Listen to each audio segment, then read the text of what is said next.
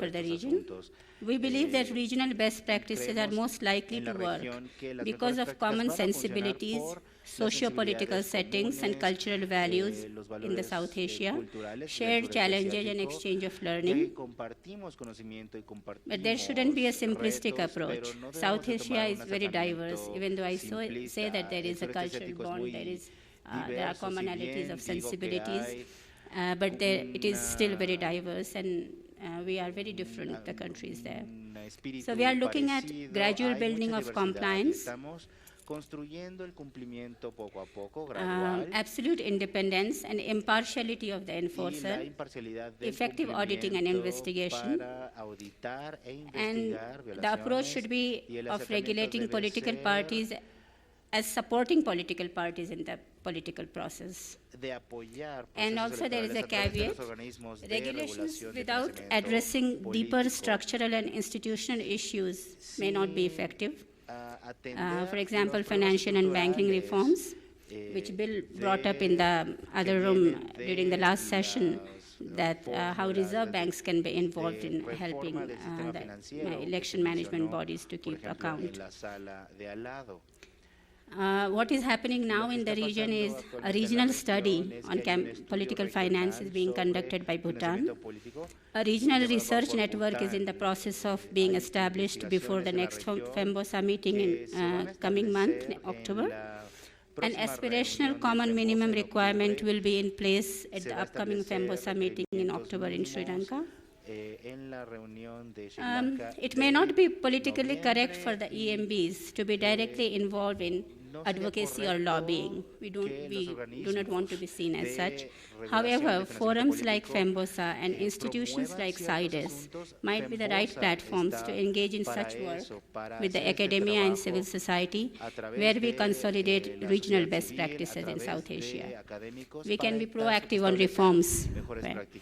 We build upon whatever we have at many levels, at many different levels. And when we talk about international standards,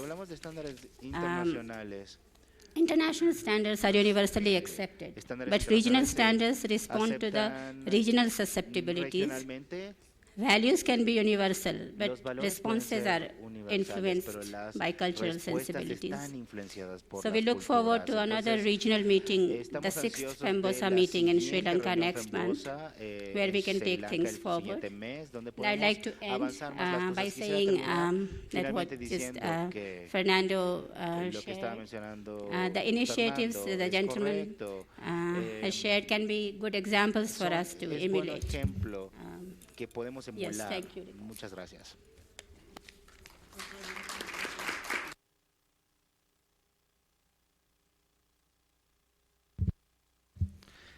Muchas gracias. Thank you.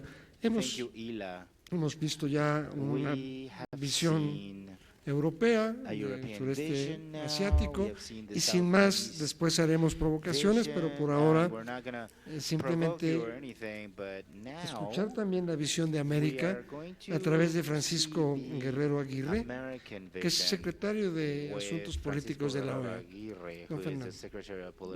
Don Francisco, perdón. Muchas gracias, Ricardo.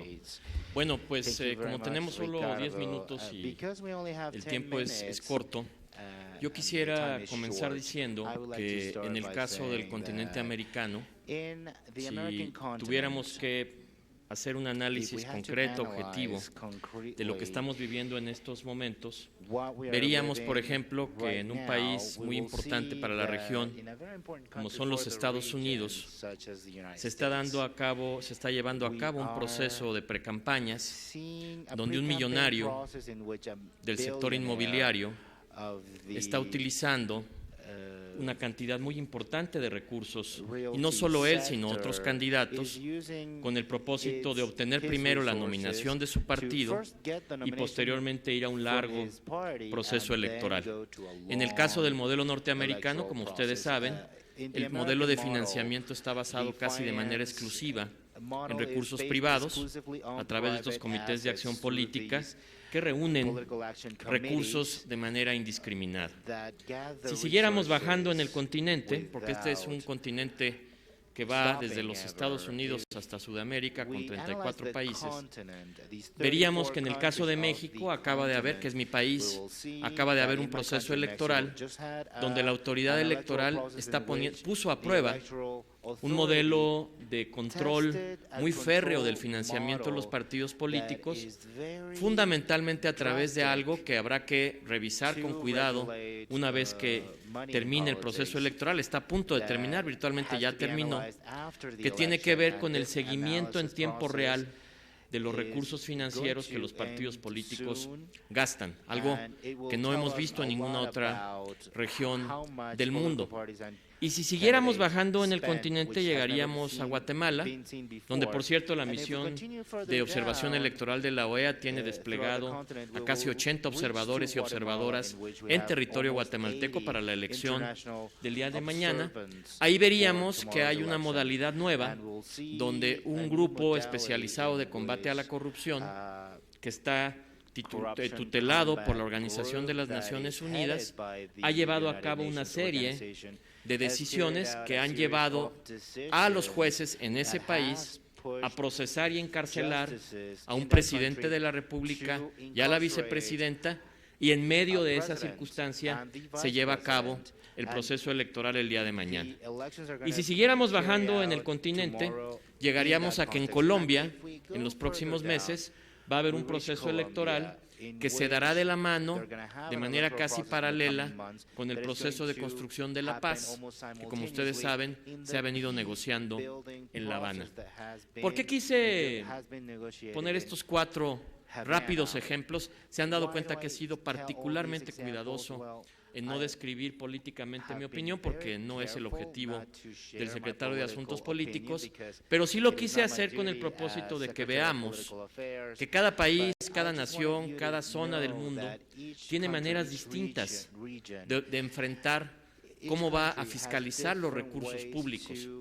No es lo mismo un modelo como el norteamericano, que es de total apertura a los recursos privados, como un modelo como el mexicano, que reciben los partidos políticos una gran cantidad de recursos por parte del gobierno, por parte del Estado, a través de las prerrogativas a los partidos políticos.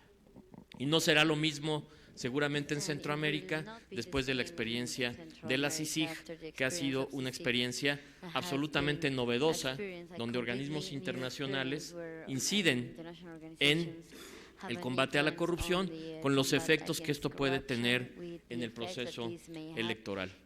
Esto es importante porque yo quisiera decirles que en este momento la Organización de Estados Americanos tiene 2 grandes instrumentos que son los que utiliza fundamentalmente con la autorización de los Estados miembros.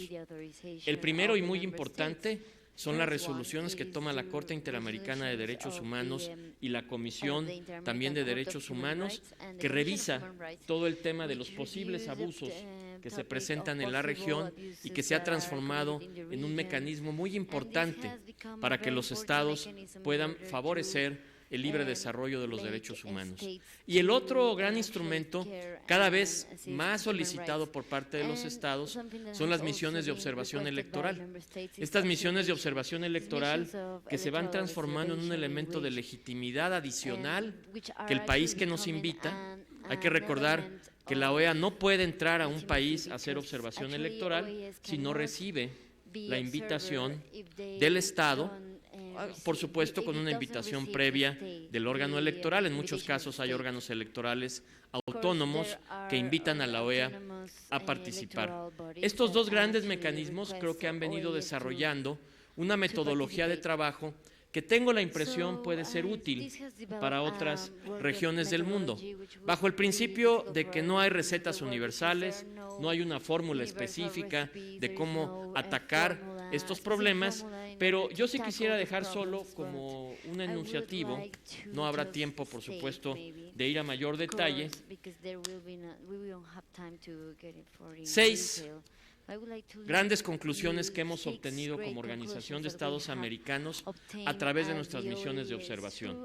Las misiones de observación nos dan una gran riqueza porque, a diferencia de otros estudios, son misiones que se dan en el terreno, donde van especialistas y con manuales en mano revisan la información tanto en acceso a los medios de comunicación, en gasto y financiamiento económico, lo hacen también en el tema de equidad de género.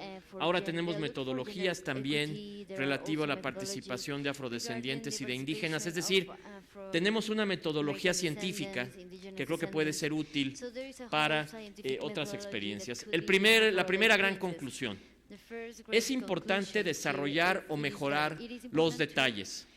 No es suficiente con estimular y establecer financiamiento público para las campañas. Es decir, darle dinero a los partidos no resuelve el problema. Lo que es importante es mejorar el análisis y la forma en cómo se calculan y se distribuyen estos aportes. Es decir, todos los partidos políticos tienen contadores y esos contadores, como todos los contadores en el mundo, tienen maneras de poder presentar los gastos que no necesariamente llegan finalmente al público y no necesariamente generan esta satisfacción que deberían tener los ciudadanos. Segundo, expandir las experiencias positivas. Cada vez que un país hace un esfuerzo por fortalecer sus mecanismos de rendición de cuentas, creo que los demás países tienen la obligación de observar si este experimento funcionó bien, de determinar si es posible adaptar alguno de estos elementos. Tercero, y este se dice muy fácil, pero es quizá el más complicado. Podemos tener la mejor legislación posible, pero si no existe voluntad política por parte de los actores y por parte de los órganos electorales para ir más allá y sancionar de manera severa a los actores, la ley se puede quedar como letra muerta. Cuarto, creo que la parte sistémica es importante. La transparencia de las finanzas de las campañas, desde mi perspectiva, es el reto pendiente de la región. Por ello, tener más datos entre los órganos del Estado que manejan los datos de transparencia y de rendición de cuentas y los órganos electorales, creo que es una fórmula indispensable de intercambio. Hay casos como el mexicano que conozco bien porque fui consejero electoral del IFE, ahora se llama INE, pero yo fui consejero electoral del IFE. Tenía que ver, por ejemplo, con que ya la autoridad electoral tiene la posibilidad de vulnerar el secreto bancario y cuando sospecha que hubo una operación que no es adecuada, puede ir directamente con las autoridades hacendarias y solicitar esta información. Creo que también el trabajo entre instituciones internacionales es importante. Las experiencias que cada nación va teniendo en los organismos regionales debe compartirse. No es lo mismo la realidad, como se mencionaba, de Asia, que la realidad de Europa, que la realidad de América, y creo que los intercambios ayudan. Y finalmente, lo que hace Idea Internacional y hacen muchas otras organizaciones, profundizar las investigaciones y estudios en el tema. Y concluyo con una reflexión de tipo político. Y me refiero concretamente a lo que está sucediendo en nuestra región, en América.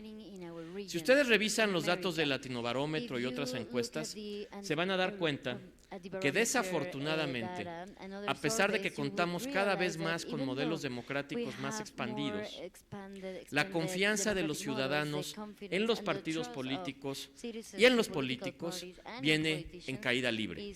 Es decir, hemos garantizado mejores elecciones en términos generales, pero la sensibilidad de los ciudadanos en torno a la calidad de la clase política, a la calidad de los partidos políticos, no se corresponde con este crecimiento en la fortaleza de los organismos electorales. Entonces, a veces tenemos partidos muy bien financiados, muy bien organizados hacia adentro, pero que no cuentan con suficiente aprecio público de la sociedad. Esto es un problema del que nos deberíamos de preocupar todos, porque gran parte de este divorcio que existe entre el aprecio ciudadano y el funcionamiento de los partidos políticos tiene que ver con que gobiernos, autoridades electorales, medios de comunicación, organismos internacionales, quizá estamos fallando en la manera de cómo construir confianza ciudadana. Si no hay confianza de los ciudadanos en el proceso democrático, las posibilidades de que viejas fórmulas autoritarias, de que viejas fórmulas populistas regresen a la política existen en el terreno, y eso es algo que evidentemente nos debería de preocupar a todos.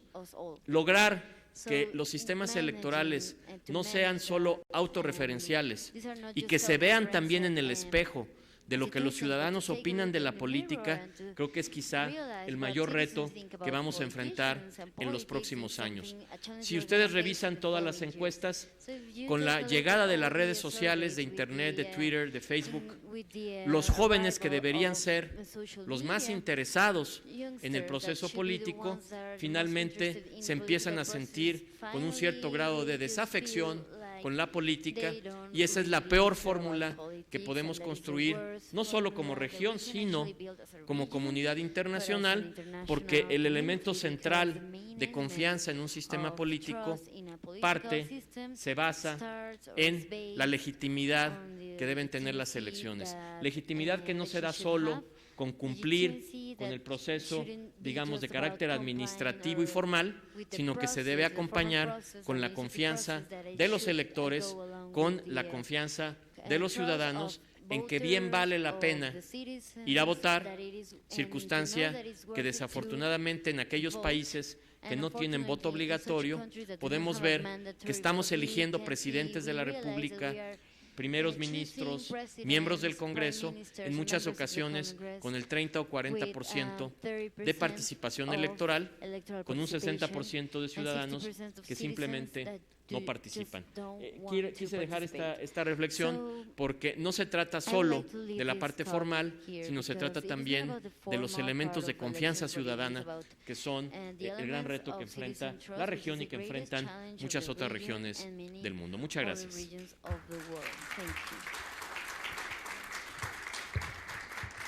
Yo me siento un poco mal con Fernando, porque lo restringí más del tiempo en relación a lo que está sucediendo aquí. Entonces va a ser el próximo en volver a hablar. Dirá lo que él quiera, por supuesto, pero yo le voy a provocar algunas cosas. Él habló, todos hablaron de la necesidad de hacer monitoreos y dar seguimiento. Por supuesto, las diferentes regiones han también determinado diferentes estándares o diferentes digamos, estadios o estadios de su evolución en el proceso democrático, electoral y de fiscalización. Sí, es absolutamente entendible los diferentes entornos, las diferentes situaciones regionales, y ya no particularicemos a las situaciones nacionales, pero en todos los casos se hace necesario dar un seguimiento, hacer un monitoreo. Si me permiten, voy a hacer un rápido parangón, porque me parece que está sucediendo exactamente lo que sucedió en materia de derechos humanos. Ahí donde me ven, ya estoy más viejo de lo que parezco, y ciertamente yo recuerdo, yo ya era un militante y estaba activo en la política cuando cada nación decidía si o no respondía a cualquier tipo de observación en materia de derechos humanos. No puedo tomar más tiempo que los ponentes, pero decir es que ahora hay un principio que establece que la defensa de los derechos humanos es una obligación internacional, es decir, supranacional. Luego también pongo, ahora porque sigue Greco de hablar, situaciones en donde los países europeos decían que la corrupción podía incluirse en las contabilidades hasta una deducibilidad de impuestos, porque así funcionaban otros países, y por lo tanto había que considerar que las inversiones de países europeos en países en desarrollo pues podían tener un 10%, un 5% de corrupción, porque así funcionaba, hasta llegar ahora a ser vinculante para los estados de la Unión Europea con una serie de instrumentos de carácter internacional obligatorios para, por supuesto, frenar lo que es el cohecho. Bueno, no me voy a... Así ha evolucionado esto. En alguna ocasión a GOPAC, que yo represento, y a mí en lo personal me invitaron al Consejo de Europa porque estaban muy preocupados, estaban en aquel entonces, hace 6 años, preocupados de decir los países latinoamericanos y otros simplemente nos presentan informes diciendo ya legislé. Por eso es que aquí Francisco ha introducido el tema de decir, pues sí, ahí está la ley, pero ahí se queda. Y se vino acuñando el término de la impunidad. Y no pasa nada cuando pasa algo. Es decir, no tiene ningún tipo de consecuencias. Y estamos muy preocupados de la infiltración del dinero de narcotráfico en las campañas políticas. Y dicen, bueno, pues es dinero y luego después… No. Asesinan a los candidatos oponentes. En mi país, aquí donde ustedes están, el índice de crímenes en las elecciones es algo que deben observar todos porque puede suceder en cualquier parte. Vamos, no estoy más que provocando otra vez decir, la corrupción no es aquel que se roba un dinero, es aquel que mató a alguien porque no había la medicina, que con ese dinero se iba a comprar un hospital. Vamos, todo esto que estoy diciendo es las organizaciones, Greco, FEMOSA, la OEA, tienen mecanismos de seguimiento. Ahora, ¿qué proponen para ejercer, ya lo decía en su primera intervención Fernando, ejercer palanca, ejercer presión, a que suceda lo que sucedió en materia de derechos humanos? Eso es lo de mi organización. Cree que la corrupción es un atentado flagrante y permanente a los derechos humanos. Bien, ¿qué puede hacer Fernando en lo personal y Greco como organización regional y ya más allá de Europa, y por supuesto la OEA y FEMOSA? Pues muchas gracias. ¿Qué puede hacer Greco? Hombre, yo creo que está haciendo un papel que evidentemente no va a solucionar el problema, pero que está haciendo un papel suficientemente interesante, ¿no? Porque muchas veces, especialmente si nos ceñimos al tema de la financiación de los partidos y las campañas electorales, un problema recurrente que hemos visto en muchas de las reformas de la legislación sobre financiación es que, claro, los legisladores son los propios afectados por la legislación. Entonces, en muchos casos caemos en un lampedusismo, ¿no? Esto de que hay que hacer que algo cambie para que todo siga igual. Se introducen cambios en esas legislaciones después de etapas de escándalos relacionados con este tipo de temas, pero normalmente pues se introducen en esa legislación algunos, se dejan fuera, ¿no? Algunos olvidos, ¿no? No sé, recuerdo, se pueden poner ejemplos de todos los países. Obligaciones que aparecen en la ley que justifican, por ejemplo, ante un organismo internacional, ¿no? Es que esa obligación ya la hemos introducido, ¿no? La que usted nos pide, pero resulta que si uno sigue mirando en el texto legal, se ve que se han olvidado de poner una sanción que esté equiparada con esa obligación. Es decir, ¿qué ocurre si alguien no cumple con esa obligación? Pues seguimos leyendo y no encontramos ningún tipo de sanción. Eso es papel mojado. Digo, la obligación está ahí, pero si no tiene dientes, si no hay una sanción asociada a su incumplimiento, no sirve para nada, ¿no? Bueno, este tipo de cosas ha sido muy frecuente. Por eso el tema del monitoreo, los organismos internacionales, OEA es un ejemplo también en ese sentido, pero Greco ha querido ser también, tener muy presente esto, está en no quedarse en el texto de la ley, ¿no? Y muchas veces el texto de la ley es suficientemente expresivo de algunos problemas, ¿no?, en los sistemas de financiación, sino ir también sobre el terreno. Greco también va sobre el terreno, ¿no? Los informes de evaluación de Greco no van a controlar el gasto concreto que hay en una campaña electoral, eso no lo hace Greco, pero sí que el equipo de evaluación de Greco se reúne no solo con representantes de los gobiernos, sino que se reúne con representantes de los partidos de la oposición, con representantes del mundo académico, con representantes de ONGs, con representantes de la prensa. Es decir, que al final la descripción que uno tiene de los problemas relacionados con la financiación de los partidos en un determinado país no es solo lo que aparece en el análisis del texto legal, ¿no? Es algo que va más allá de eso, ¿no? Bueno, con este proceso, un proceso que hace una evaluación detallada y no perdiendo de vista la práctica, que es fundamental. Y que al mismo tiempo también introduce una segunda fase de ver cómo los países se ven forzados a introducir las reformas, las recomendaciones que se hayan hecho para mejorar esos puntos débiles que se han observado, va introduciendo cambios reales en los distintos países y eso va mejorando la situación. Evidentemente, el efecto no es el mismo en un país que en otro. Eso es inevitable, ¿no? Y bueno, esta es una de las debilidades, por un lado, de los organismos internacionales, que no pueden ir a solucionar el problema concreto que tiene un determinado país, porque no puedes no puedes alejarte de lo que son estándares comunes, no puedes ir a legislar el problema de México o el problema de España, sino que te tienes que quedar en los mismos estándares para todos, pero sí que muchas veces provoca esto que yo decía, esta idea de la palanca me parece que es lo más positivo que tienen los organismos internacionales. Rompen esa idea de que los legisladores legislan sobre un asunto que les interesa solo a ellos, introducen nuevos intereses ahí, introducen intereses de ciudadanos y además les das información clave para que este tipo de grupos puedan presionar a los legisladores en un determinado sentido. Yo creo que esto está poco a poco, y más en unos países que en otros, empieza a cambiar ese tipo de equilibrios. Va haciendo que el espacio del lampedusismo, del que hablaba antes, sea cada vez más estrecho, ¿no? Pero evidentemente todo esto funciona dependiendo de cuál sea el juego entre la presión externa y el juego interno en cada país, ¿no? ¿Cómo están los actores internamente en cada país? Muchas veces la clave está en la aparición de un partido nuevo, muy concienciado con respecto a la lucha contra la corrupción, que empieza a tener éxito electoral.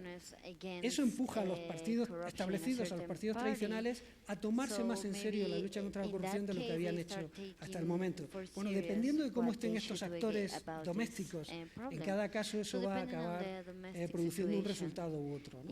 Pero yo creo que el papel de los organismos internacionales tiene que quedar ahí, en ese empuje hacia afuera y en establecer esos estándares mínimos comunes que puedan alimentar el debate y alimentar las reformas de progreso en los distintos países. De acuerdo, yo creo que vamos avanzando y no hay que cansarse. Y luego suceden cosas. Ahí está la primavera árabe y ahí están una serie de procesos en Europa del Este, en Europa, en democracias que se consideraban ya muy consolidadas. Bueno, pues la corrupción los ha penetrado, los ha golpeado y ahora están recomponiéndose. Y Ila usó una expresión que yo quiero ahora usar para darle también la palabra, que trate muy brevemente, por favor, decirnos cómo se imagina, cómo espera que se logre esto que usted dijo. En la región se busca refugio y compañía. Es decir, entiendo que en la organización regional esos son dos conceptos que se tienen presentes. No solo el esfuerzo de un solo país o de un solo parlamentario, de una sola organización, sino un esfuerzo común que también sirva de acompañamiento. Bueno, en lo global están las demás organizaciones, pero si quiere usted expresar algo de cómo funciona la cooperación regional para consolidar el proyecto del sudeste asiático.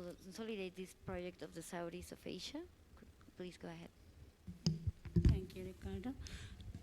I think FEMBOSA is inherently different from Greco or OAS because we are election management bodies, an association, a forum of election who actually implement the regulations. So here we have got together to bring in reforms out of our own initiative. I mean, we are not in a position to, and it is not our job also, to impose sanctions or tell countries to do this or do that. We cannot ask other EMB states to comply also. But we have formed a forum together where we meet very frequently We share our experience. We do a lot of exchange of people, of learning. And then we are thinking of these regional best practices, the CIDES, because we have taken help of a lot of international best practices, and we still value the international best practices which are universal. But then we think that South Asian sensibilities are a bit different culturally. We cannot borrow from Africa or South America or the developed world, the Western Europe or even USA. And there is so much of wealth of knowledge being created there in South Asia itself. Like if you read Dr. Qureshi's book, he's not here, it's amazing. So we are what we are trying to do is consolidate everything that's happening there, and then the reforms are initiated by ourselves, because election management bodies are, again, like I said in my presentation, they are independent and autonomous and seen as are not controlled by the government or and we even do not want to be. We cannot be part of SARC. We can work with SARC, but you see these election management bodies are different. So what we are doing is we are the bodies which actually implement these reforms. And you are an umbrella organization, Greco and your organization, which oversees how the EMBs are working, and so what we are trying to do is we are trying to bring the change from within. We directly implement and supervise and conduct elections. So this is an initiative where we are trying to change ourselves. And you are, but I have a question for Fernando, if I may ask him. Yo preferiría, perdón, pero yo preferiría, de los 8 minutos que nos quedan, probablemente menos, dar la oportunidad de que nos hicieran una o dos preguntas o reflexiones y pudiéramos finalmente concluir, porque hay que ir a la clausura. Entonces, 2 preguntas, los panelistas toman sus debidas notas y lo que falte por decir, pues en su intervención pues lo dirán. Y si no, en la próxima, que esto hay que repetirlo. Sí. Muchas gracias. No, primero que todo quiero, como participante en este evento, felicitar a los organizadores y agradecer a todo el equipo que nos ha dado apoyo y que nos ha atendido tan magníficamente en México. Nos hemos sentido como en casa, y de verdad pues quería aprovechar para dar las gracias a todas las personas, especialmente a las chicas que siempre han estado atentas a ayudarnos y a colaborarnos en todo.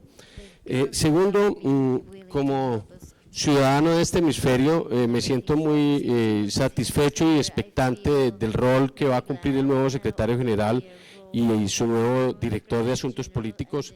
Me alegra mucho que al frente de tan importante cartera en la organización esté una persona que conoce los temas electorales, que ha trabajado el tema, y eso pues nos da una luz de esperanza de que va a haber un compromiso de nuevo de la organización en estos temas. Quisiera hacer una sugerencia, doctor Francisco, muy respetuosa, porque yo sé que a veces uno cuando está en estos cargos y quienes hemos pasado por ellos, a veces las ideas nuevas le caen muy bien, así que voy a hacerle una con el mayor respeto y con toda la humildad. La Carta Interamericana, la Carta Democrática Interamericana dice en su artículo 5: el fortalecimiento de los partidos y otras organizaciones políticas es prioritario para la democracia. Se deberá prestar atención especial a la problemática derivada de los altos costos de las campañas electorales y al establecimiento de un régimen equilibrado y transparente de financiación de sus actividades. Usted ha mencionado unos instrumentos de la organización, tales como, por supuesto, las resoluciones de la organización y las misiones de observación electoral. Y yo quisiera sugerirle, muy respetuosamente, que con base en este artículo se promueva algo que puede ser innovador, pero es un nuevo instrumento, y es usar el trabajo del mecanismo de seguimiento de la Convención Interamericana contra la Corrupción, que es otro instrumento del sistema interamericano. Ellos han venido trabajando temas como conflicto de intereses, uso de recursos públicos, declaración de activos, acceso a la información, asistencia y cooperación. qué bueno sería, y por eso humildemente creo que puede ser una tarea que usted podría liderar, que se empezara a trabajar con ellos en un tema de transparencia en el financiamiento político, que ese fuera parte, porque sería un poco usar la experiencia de Greco desde la organización y empezar a trabajar en unos estándares y recomendaciones muy concretas para asegurar la transparencia en el financiamiento político en un trabajo conjunto desde la Dirección de Asuntos Políticos y el mecanismo de seguimiento a la Convención Interamericana contra la Corrupción. Muchas gracias.